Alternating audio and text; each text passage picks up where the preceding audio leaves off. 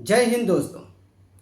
सुभाष चंद्र बोस एक ऐसा नाम जिन्होंने अंग्रेजों के अंदर एक ऐसा डर पैदा किया कि मात्र कुछ सालों के अंदर ही अंग्रेजों को भारत छोड़कर जाना पड़ा। सुभाष चंद्र बोस का जन्म 23 जनवरी 1897 को हुआ था। ये एक बंगाली संपन्न परिवार से बिलोंग करते थे। इनके पिता जानकी दास बोस और माँ प्रभावती घोष।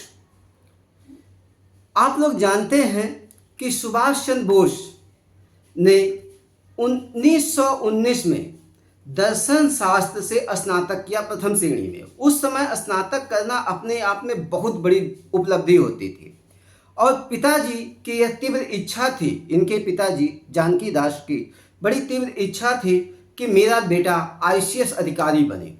इसके लिए उन्होंने सुभाष चंद्र बोस के सामने प्रस्ताव रखा कि मैं चाहता हूं आप आईसीएस अधिकारी बने। पिताजी की बात को सुनकर इन्होंने कहा कि ये आप मुझे 24 घंटे का समय दीजिए कि मैं यह कर पाऊंगा या नहीं कर पाऊंगा, या आपको मैं बता दूंगा। 24 घंटे के बाद इन्होंने पिताजी से कहा कि मैं आईसीएस की परीक्षा दूंगा और इसके लिए वो इंग्लैंड चले गए। वहाँ पे 1920 में उन्होंने आईसीएस की परीक्षा दी और चौथा रैंक हासिल किया। यह समझिए उस समय एज भी कम हुआ करती थी और अटेम्प्ट भी कम था। आईसीएस की परीक्षा, जो वर्तमान समय में आईएएस की परीक्षा है, वह उस समय में आईसीएस की परीक्षा हुआ करती थी। चौथा रैंक हासिल किया, लेकिन भारत में रॉलैक्ट एक्ट, जलियांवाला बाग हत्याकांड और असहयोग आंदोलन की शुरुआत हो चुकी है। इससे सुभाष चंद्र बोस बहुत व्याकुल हो चुके। उन्होंने आईसीएस से त्यागपत्र दे दिया। त्यागपत्र देने के बाद वह भारत आए और भारत में आकर वह यहाँ की राजनीतिक गतिविधियों में संलिग्न हो जाते हैं और इन्होंने चित्तरंजन दास को अपना राजनीतिक गुरु माना। चित्तरंजन दास इन्हें यंग ओल्ड मैन की उपाधि देते हैं और 1921 में जब इंग्लैंड के राजकुमार भारत आते हैं तो सुभाष चंद्र बोस उसका विरोध करते हैं और 1924 में इनकी इन राजनीतिक गतिविधियों की, आक्रामक गतिविधियों की वजह से इनको देश निकाला, सुभाष चंद्र बोस को देश निकाला की सजा दी जाती है और इन्हें मांडले जेल बर्मा में भेज दिया जाता है, म्यांमार में भेज दिया जाता है। म्यांमार में ये मांडले जेल में रहते हैं, लेकिन स्वास्थ्य कारणों की वजह से इनको 1927 में रिहा कर दिया जाता है। यह पुनः भारत आते हैं और गांधी जी के साथ और अन्य नेताओं के साथ, जवाहरलाल नेहरू और लोगों, सारे नेताओं के साथ मिलकर ये भारत के लिए स्वतंत्रता संघर्ष की एक लड़ाई लड़ते हैं। 1931 में नौजवान भारत सभा के अध्यक्ष चुने जाते हैं। 1935 में इन्होंने इंडियन स्ट्रगल नाम की एक पुस्तक लिखी। 1938 में इनकी पॉपुलैरिटी काफ़ी बढ़ गई। इनकी पॉपुलैरिटी बढ़ने की वजह से इन्हें कांग्रेस का अध्यक्ष बनाया गया। हरिपुरा अधिवेशन गुजरात 1938 में ये अध्यक्ष बने हैं। 1939 में कांग्रेस अध्यक्ष के लिए चुनाव होता है, जिसमें गांधी जी के द्वारा समर्थित पट्टाभी सीतारमैया और इधर सुभाष चंद्र बोस, दोनों के बीच चुनाव होता है और पहली बार अध्यक्ष के लिए चुनाव हो रहा है कांग्रेस के बीच में। सुभाष चंद्र बोस की पॉपुलैरिटी बहुत ज़्यादा थी, इसलिए सुभाष चंद्र बोस को दोबारा अध्यक्ष चुन लिया जाता है। लेकिन गांधी जी की यह राजनीतिक हार, गांधी जी को यह पछती नहीं है और गांधी जी और इनके बीच में विचारों का मतभेद है, जिसकी वजह से सुभाष चंद्र बोस इस अध्यक्ष पद से इस्तीफा दे देते हैं पट्टाभी सीतारमैया के पक्ष में। बाद में इन्होंने कांग्रेस के अंदर ही फॉरवर्ड ब्लॉक की स्थापना की। फॉरवर्ड ब्लॉक की स्थापना करके अपनी राजनीतिक गतिविधियों को जारी रखते हैं। लेकिन इसी बीच क्या होता है कि इसी बीच द्वितीय विश्व युद्ध की शुरुआत हो चुकी होती है और इनको इन्हीं के घर में कलकत्ता में नज़रबंद कर दिया जाता है। जब ये कलकत्ता में नज़रबंद हो गए तो 16 जनवरी 1941 16 जनवरी 1941 इन्होंने भगत राम की सहायता से अपना नाम बदलकर, भगत राम की सहायता से, भगत राम तलवार की सहायता से अपना नाम बदलकर यह यहाँ से काबुल चले जाते हैं। भेष बदलकर, नाम बदलकर काबुल चले जाते हैं। काबुल में इनको इटली दूतावास से मदद मिलती है। इटली दूतावास से जब इनको मदद मिलती है तो यह मास्को होते हुए जर्मनी बर्लिन पहुँचते हैं और वहाँ पे भी ये अपना नाम बदल लेते हैं और इनका नाम होता है ऑरलैंडो मेसोटा। ऑरलैंडो मेसोटा के नाम से ये बर्लिन पहुँचते हैं। बर्लिन पहुँचकर यह 3 अप्रैल 1941 को बर्लिन पहुँचते हैं और बर्लिन पहुँचकर ये हिटलर के दाएं हाथ जाने वाले रॉबेनट्रॉप और बो अरमन की सहायता से, रॉबेनट्रॉप और बो अरमन की सहायता से यह हिटलर से मुलाकात करते हैं। हिटलर से इनकी मुलाकात 28 मई 1941 को होती है। घटनाएं देखिएगा, 16 जनवरी 1941 भेष बदलकर यह यहाँ से निकलते हैं। 3 अप्रैल 1941 को यह बर्लिन पहुँचते हैं और 28 अप्रैल 1941 को इनकी हिटलर से मुलाकात होती है। हिटलर जर्मन का तानाशाह, उस समय इसका खौफ पूरी दुनिया में छाया हुआ है। मित्र राष्ट्रों की सहायता से यह युद्ध, द्वितीय विश्व युद्ध लड़ रहा है, जिसमें इसके साथ जर्मनी का है, वो जर्मनी, इटली, जापान, ये सब मिलकर लड़ रहे हैं। और जब ये जर्मनी में हिटलर से मुलाकात करते हैं सुभाष चंद्र बोस, तो हिटलर के सामने ये 3 शर्तें रखते हैं। हिटलर के सामने 3 शर्तें रखते हैं। पहली शर्त रखते हैं कि मुझे बर्लिन रेडियो का इस्तेमाल करने की छूट दी जाए, बर्लिन रेडियो के इस्तेमाल करने की छूट दी जाए। दूसरी शर्त यह रखते हैं कि जो भारतीय बंदी बनाए गए हैं, जो ब्रिटेन सेना में सैनिक थे, उनको जो बंदी बनाया गया है उसको हमें सौंप दिया जाए और हम उनकी मदद से आज़ाद हिंद फौज की स्थापना करेंगे। और तीसरी शर्त रखते हैं कि जर्मनी, जापान और इटली तीनों संयुक्त रूप से यह घोषणा करे कि भारत स्वतंत्र है, भारत के स्वाधीनता की घोषणा करे। लेकिन हिटलर के द्वारा इनको सकारात्मक जवाब नहीं दिया जाता है। उसी बीच एक घटना घटती है कि वहाँ के लोग, जर्मनी के लोग इनको नेताजी के नाम से संबोधित करते हैं, इनको एक उपाधि देते हैं, सुभाष चंद्र बोस को नेताजी की उपाधि।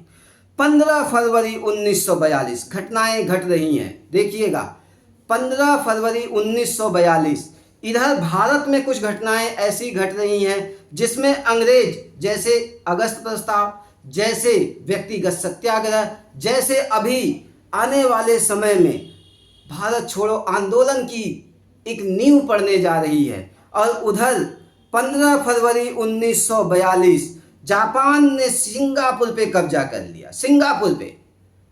सिंगापुर पे जब जापान ने कब्जा कर लिया तो उसमें ब्रिटेन की तरफ से लड़ने वाले जो भारतीय सैनिक थे, 40,000 सैनिकों को उन्होंने युद्धबंदी बना लिया।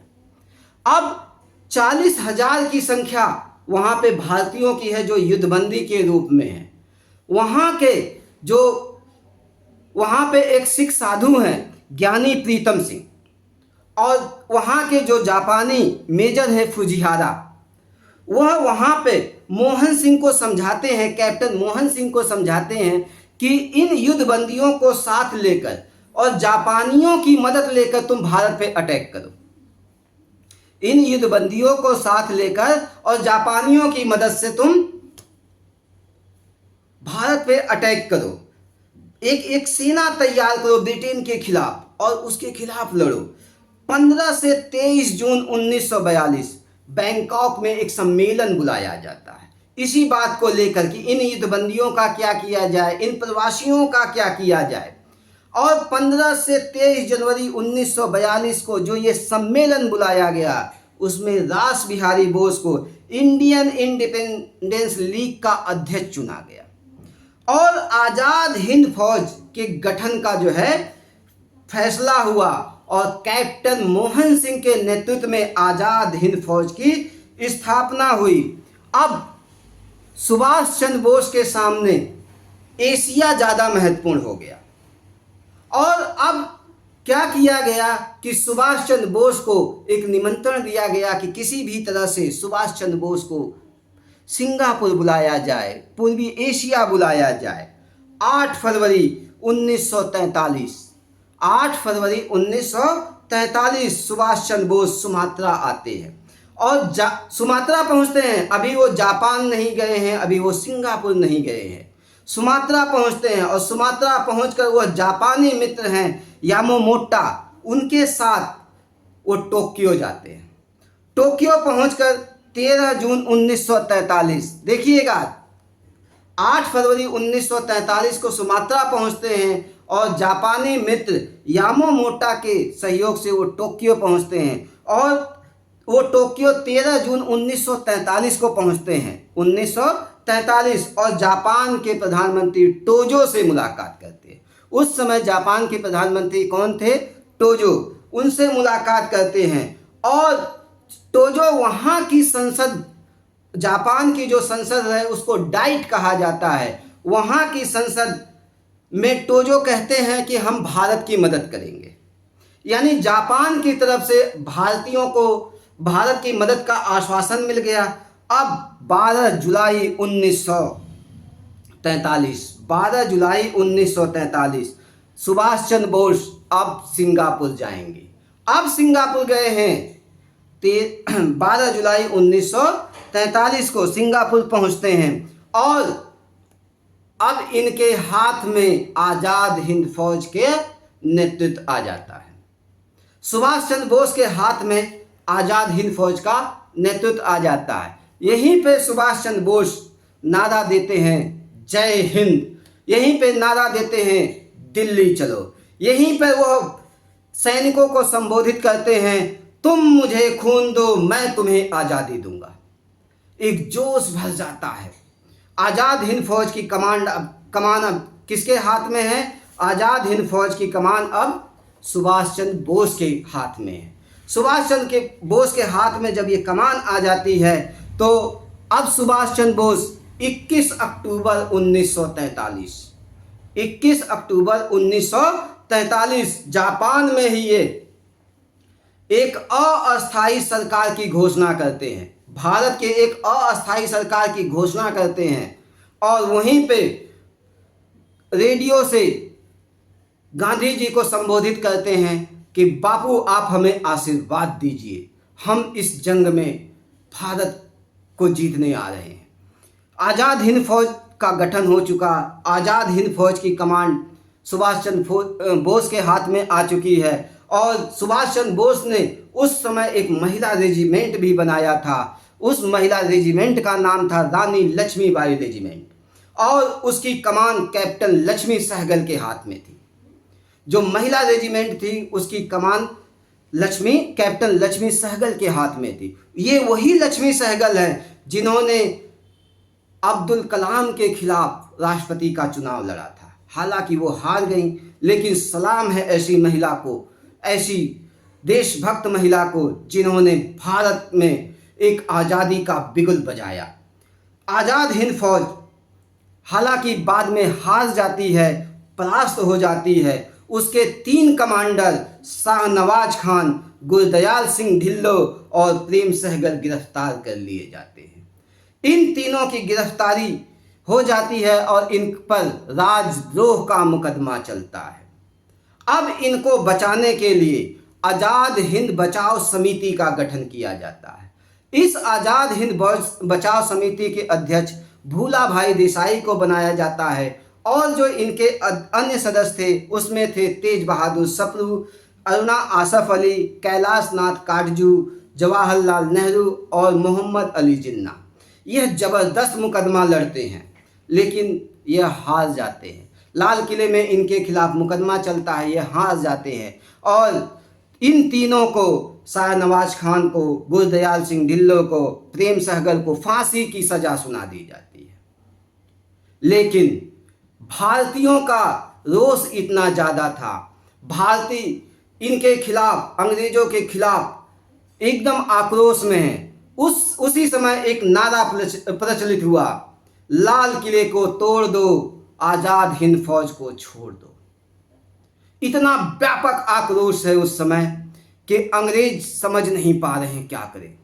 लेकिन उस समय के वायसराय लॉर्ड बेबल ने अपने विशेषाधिकारों का प्रयोग करते हुए इन तीनों की फांसी रोक दी, इन तीनों को माफ़ कर दिया गया। उधर फांसी की सज़ा माफ़ कर दिया गया। और अब जापान चूंकि आज़ाद हिंद फौज की मदद कर रहा था, साथ ही साथ जापान द्वितीय विश्व युद्ध में जर्मनी और इटली के साथ मिलकर ब्रिटेन, फ्रांस, अमेरिका के खिलाफ लड़ रहा है।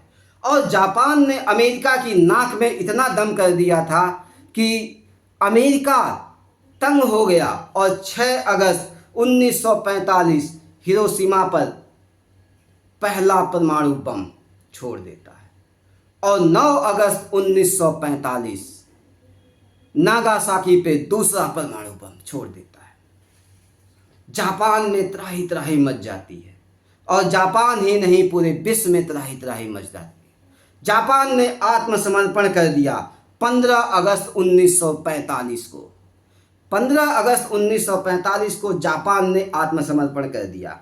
अब 18 अगस्त 1945 सुभाष चंद्र बोस एक अज्ञात यात्रा पर निकलते हैं। उस अज्ञात यात्रा पे वो निकलते हैं और डबल इंजन वाली एक प्लेन में बैठते हैं।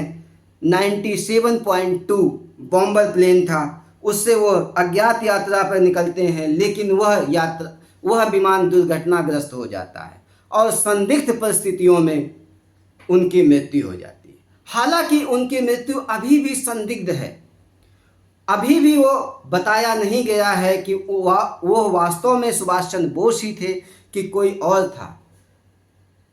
बाद में इसके लिए कई कमेटियां भी बनी जिसमें अभी तक यह सिद्ध नहीं हो पाया है कि सुभाष चंद्र बोस की अज्ञात कारणों में मृत्यु हुई थी। सुभाष चंद्र बोस एक ऐसे क्रांतिकारी जो भारत के बाहर से अंग्रेजों के खिलाफ युद्ध का ऐलान करते हैं और वह अंग्रेजों को दिखा देते हैं कि बहुत दिन तुम्हारा भारत में रहना संभव नहीं है। इधर भारत में अंदर से भारत छोड़ो आंदोलन जिसमें व्यापक हिंसा हुई और उधर बाहर से आज़ाद हिंद फौज के द्वारा भारत पे अटैक। जापान ने 2 द्वीप, अंडमान निकोबार के 2 द्वीप जीतकर सुभाष चंद्र बोस को सौंप दिया था और जिसका नाम सुभाष चंद्र बोस ने स्वराज और शहीद रखा था। ऐसे थे हमारे सुभाष चंद्र बोस और ऐसे थे हमारे उस समय के क्रांतिकारी जिनके अंदर मौत का खौफ नहीं था, आज़ादी का एक जुनून था। और ये आज़ादी केवल गांधी जी के चरखा चलाने से नहीं आई है, ये गांधी जी के केवल अहिंसा वाली चीज़ों से नहीं आई है। गांधी जी अहिंसा की बात तो करते हैं लेकिन 1942 तक आते आते वह भी हिंसा की बात करते हैं। वह भारत छोड़ो आंदोलन में कहते हैं हिंसा हो सकती है। यानी सबके सहयोग से ये आज़ादी आई है। भगत सिंह, सुखदेव, राजगुरु, राम प्रसाद बिस्मिल, चंद्रशेखर आज़ाद, मोहम्मद अली जिन्ना, डॉक्टर अंबेडकर, मंगल पांडे, हजारों लाखों लोग ऐसे हैं जिन्होंने इस आज़ादी के लिए संघर्ष किया और अपने प्राणों का बलिदान दिया। तो मिलूंगा मैं आपसे अगले वीडियो में एक नए क्रांतिकारी की दास्तान लेकर, जिसमें आपको भारत की आज़ादी के विषय में बताऊंगा। जय हिंद दोस्तों।